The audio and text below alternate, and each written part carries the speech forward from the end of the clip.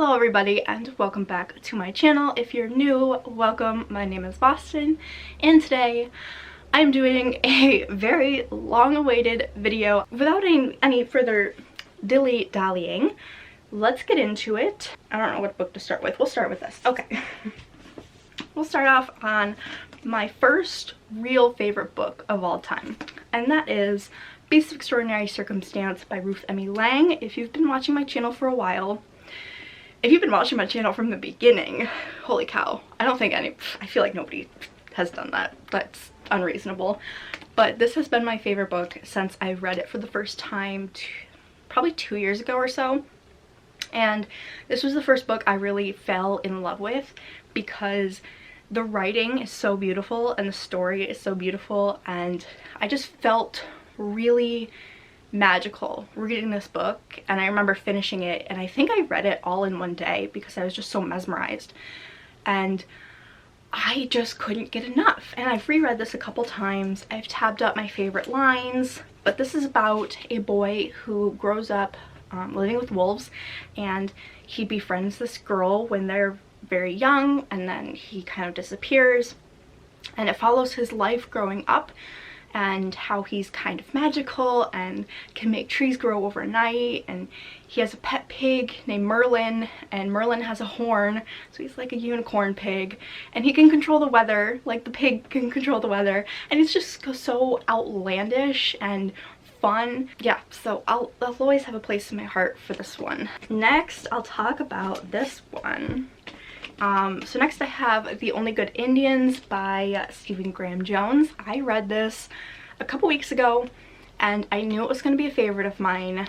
This is a horror novel, and this is the best horror novel I have ever read, and I was so pleasantly surprised because I read, what was it, Night of the Mannequins by Stephen Graham Jones. I got an arc of that and I didn't like it at all, and so I was nervous to pick this up, but I thought it would be interesting and I really liked the cover and I loved it. Obviously, like I said, the best horror I've ever read. I love gory, disgusting, make you want to throw up horror, and this has it. And it also has, I guess, like a cryptid of sorts, and I love cryptids, and so this, I think this was just a match made in heaven. So this is about a guy and his friends who they had something quite traumatic happen to them when they were younger and hunting, and they live on this reservation and they are Native American, and this thing that happened to them comes back to haunt them later on. And I'm just gonna leave it at that. It's wonderful. I highly recommend you pick it up if you're a fan of horror and gore and stuff like that. If not, then probably not, but yeah. Moving along, we have In an Absent Dream by Sean McGuire. This is my favorite book out of the series by far. It was so magical and fun, and it follows this girl who discovers a door in a tree and it leads her to the goblin market, which I didn't know was an actual story, so I'm gonna try and get my hands on that to read it. But I loved the goblin market, and its rules were really confusing at first because my brain does not understand complicated things very easily, but once I kind of wrapped my head around it, it was just so much fun and it was so magical, and I just loved this world in particular. And I feel like if I had to pick any of the worlds to go to from the Wayward Children series, it would be this one. But yeah, the Wayward Children series follows a bunch of kids who go through doorways, portals into other worlds, and then when they turn 18 they have to come back. So then they have to deal with like kind of the trauma, I guess, of coming back, especially if they don't want to come back, and you know, their parents don't believe them, and it's really hard on them. So there's this school for wayward children that they can go to meet other people like them. So it's kind of like a found family thing also, which I'm queer, so queer people love their found family stories. The next book I have is Cinder, but my favorite book of the series is Crest. This series just means a lot to me in general. Like, is it the perfect series.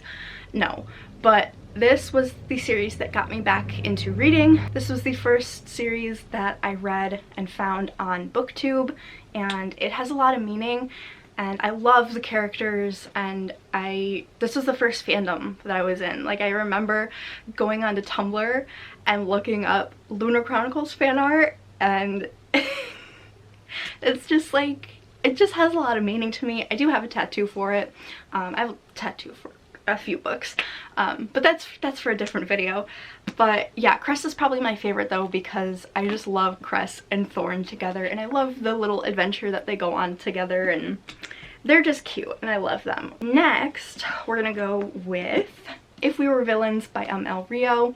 This is a dark academia book that follows a bunch of kids who are going to the school for theater and Shakespeare plays, and they're performing Shakespeare plays, and shit goes down, and it's dark academia. It's weird, it's pretentious, it's just dark, and it's so much fun, and the ending of this was so phenomenal, and I loved it so much. It follows a bunch of Shakespeare buffs, and I like Shakespeare. I have a bunch of Shakespeare plays, and it was just fun to kind of get to read about other people who like Shakespeare and perform Shakespeare, even though I don't perform Shakespeare because I'm not a performer. Next, I want to talk about Phallus by Hannah Capin. This is a thriller, I guess. I don't really know how to describe this book, but it follows a girl who is sexually assaulted by a group of guys, and then she begins a revenge plot to kill all of them. So I love this. It is also a Macbeth retelling, so there are elements of that in it as well, which I loved. I love Macbeth. Sometimes you just want to kill them, you know? And that's valid. That's valid. It fulfills that fantasy for me. So I love this one. I will always love this one. I also tabbed this up as well. My favorite lines and the Shakespeare lines. Because like dark academia, I am weird and pretentious. Next, I have, shockingly, The Gwenevere Deception by Kiersten White. This I read when it first came out. I fell in love with it from the first chapter, and I knew from the first chapter that this was going to be amazing, and it was. And I can't really pinpoint why I loved this so much. I think it was just a mashup of the King Arthur retelling and the magic and the queerness and the characters. It was just, everything kind of fit so perfectly for me, and it just clicked. And I love this, and I've read it 3 times I think now since it came out. I have an arc of the second book. I've read that already. I need to do a reread soon because it comes out in November. This is a King Arthur retelling that follows Gwenevere, but she is a changeling, and she is sent to Camelot to protect Arthur, and she has to use her magic to protect him. It's very good. I don't know, I feel like for me it's just like something else just had to click into place for it to be like, I fucking love this book, you know? Next is The Midnight Lie by Marie Rakowski. This is a fantasy. It's a YA fantasy, and it follows a girl who is very low caste in this world, and she is dealing with that. She's also an orphan, and she figures out that all is not as it seems. She ends up going to jail and meeting a traveler. Yes, it's sapphic.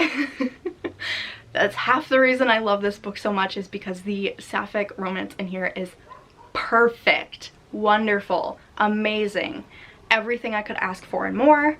And it's just so much fun, and it seems very simple at the very beginning, you know, kind of like, oh, YA fantasy, I know where this is going. I swear to you, you do not know where this is going. It gets, I always say this when it comes to this book, but it feels like you're descending like stairs, where it's like, it gets a little more intricate the farther down you go. And that's another reason why I love this. There's just so much I love about this that I can never fully explain. I do have a full review of that on my channel though, if you are interested in that. Next, I want to talk about the book that I don't actually own yet, and that is Devolution by Max Brooks. This is kind of silly to be on this list, but definitely one of my favorite books of all time.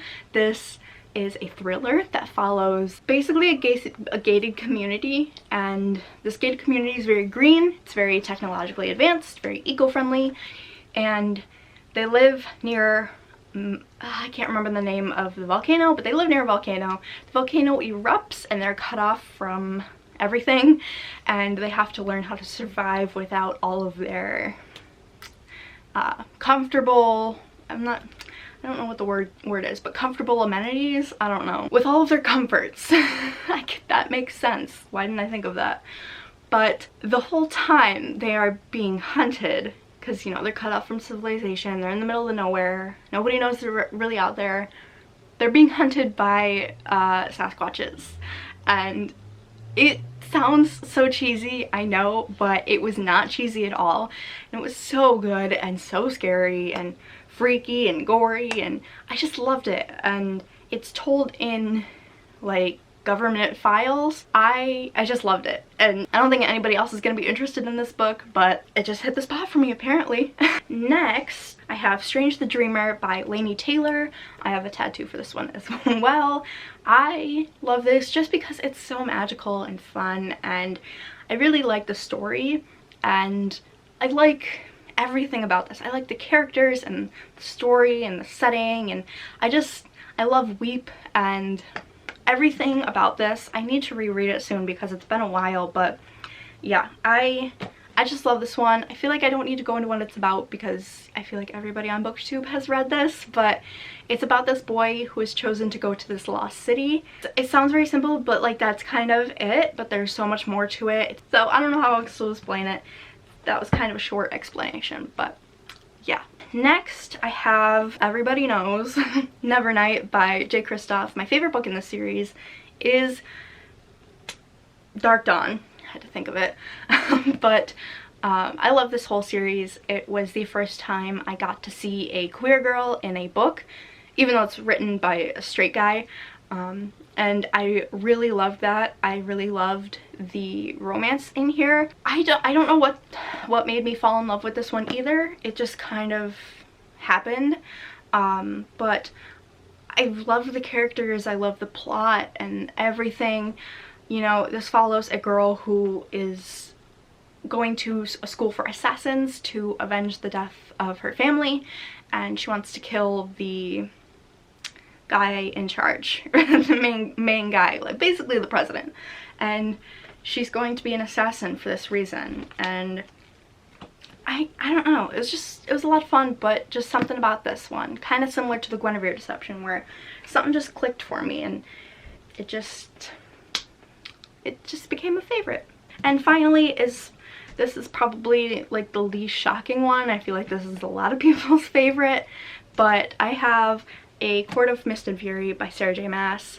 This one, I know what you're thinking. Oh, come on, Boston. It's like everybody's favorite book, whatever. But this one has a lot more meaning to me than just being the book. So if you've read the series, you know what happens in the first book and then what happens in this one, and kind of the shift that happens, right? It wasn't until I read this book that I realized that I was in a horrible and emotionally abusive relationship, and I knew reading this, I was like, oh fuck, that's me. And I knew I had to get out of it, and I did eventually get out of it, thank God. But I don't know if I would have seen it if I hadn't read this, you know? So it definitely has that meaning for me, and it means a lot to me. But I also I love the story and the world and all the characters. Like, this was also one of the first fandoms that I was in, and when I read the first book, I fell in love with it, and it was the first book I made a playlist for on Spotify, you know, and it just has a lot of meaning, and it will definitely always have a place in my heart for what it means to me. And I have a tattoo for, not this one, but Court of Wings and Ruin. I have a quote on my arm from that I really love. But again, that's for a different video. So yeah, that's it for this video. I hope you guys enjoyed. Let me know if any of these books were your favorites as well. I would like to know. But yeah, thank you so much for watching, and I will see you in the next one. Bye-bye.